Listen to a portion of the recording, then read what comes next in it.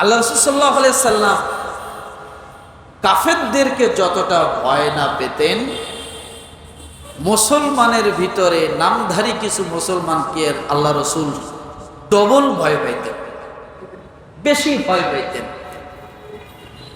কারণ এরা খাবে আপনার সাথে, চলবে আপনার সাথে, নামাজ পড়বে আপনার সাথে, মুসল্লি হবে আপনার সাথে, কিছু পিছন দিক দিয়ে জুতে চোর করে নিয়ে যাবে। কথাটা বোঝেন নাই? মানে বাস্তবটা দিয়ে বললাম। একসাথে নামাজি, একসাথে মুসল্লি, একসাথে রুকু, একসাথে সেজদা, একই টুপি, পাঞ্জাবি গায়ে, সবই আছে, কিন্তু উদ্দেশ্য কি? নামাজ পড়া। এই লোকগুলোর সাথে পারা বড় কষ্ট।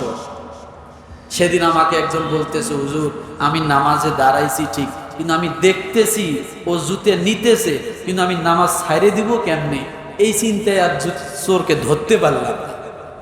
তার মানে ইনিও যে নামাজে দাঁড়াইছে, উনি যে জুতে পিছনে রেখে আইছে, ওনার মন আর সামনে নাই, ক্রস হইয়া পিছন দিকে গেছে যে জুতে চোরে নিয়ে যায় নাকি।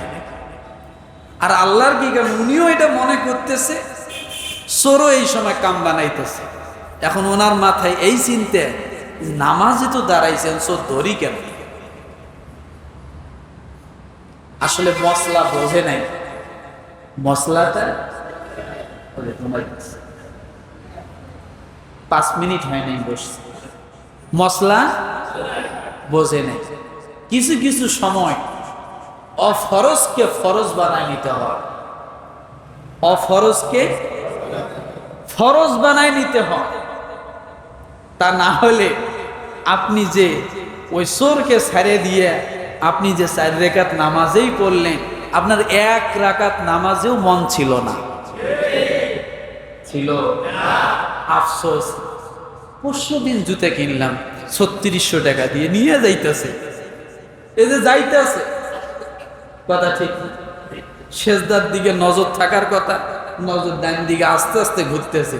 চোর তো যাইতে আছে, মনে মনে আফসোস, আহারে নামাজে যদি না দাঁড়াইতেন, চোরের 12টা বাজাইতেন। আল্লাহর হস্তে সূরা ফাতিহাও নাই, অন্য সূরা মিলানো নাই, এই চোরের কেমনে মারা যাবে এই চিন্তায় সে ব্যস্ত আছে না? উনি মশলা বোঝেন। ওই সময়ের মুহূর্তে ওই নামাজ ছাড়ি দিয়ে চোরটারে ধরা লাগছিল। কেন? বাকি নামাজগুলো যেন সঠিক হয়, অন্য মুসল্লিদের যেন কষ্ট না হয়। যাই হোক, তাহলে ডবল শাস্তি কার হবে? মুসলমানের ভিতর। মুসলমানের অমনে করলে হবে নাকি? মুসলমানের ভিতরে একটা দলের, মনে থাকবে